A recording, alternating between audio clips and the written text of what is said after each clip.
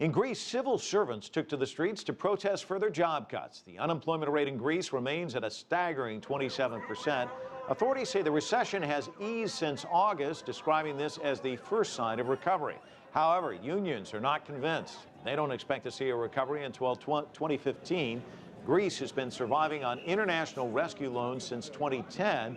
In exchange for the bailout, the Greek government is obliged to introduce stringent austerity measures.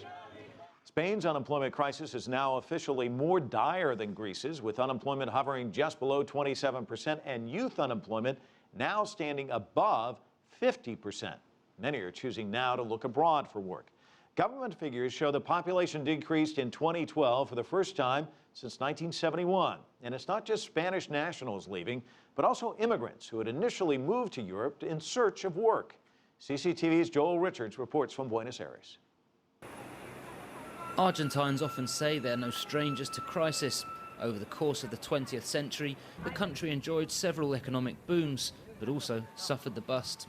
At its most dramatic, the 2001 debt default led to a crisis that left millions in poverty and forced tens of thousands to leave the country in search of work. I was one of the many victims of the so-called Corralito, the huge crisis in 2001. It was a political, economic, and moral crisis. Jose Luis Sarabia saw his savings vanish when the Argentine government restricted withdrawals from banks.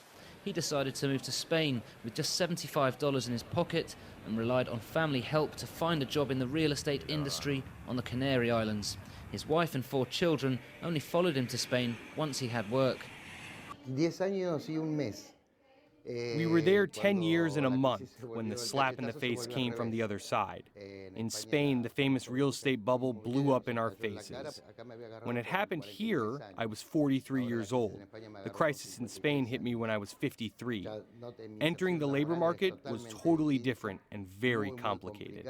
Jose Luis says he was lucky to quickly find a job in Buenos Aires after returning.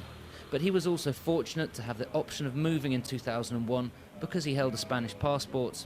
A recent government study shows the Spanish population dropped in 2012 as people look for work abroad.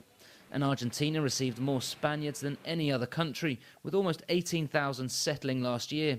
Yet those figures only tell part of the story. Of those, only 6,000 were actually born and raised in Spain, whereas 12,000 were dual nationals, Argentines that emigrated to Spain and who hold a Spanish passport that decided to return to Argentina.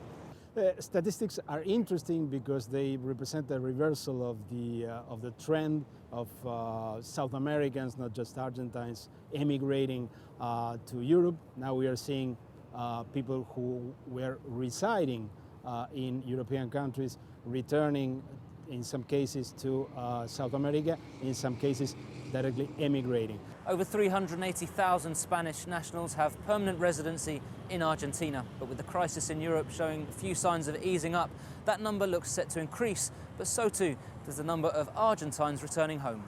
Joel Richards, CCTV, Buenos Aires.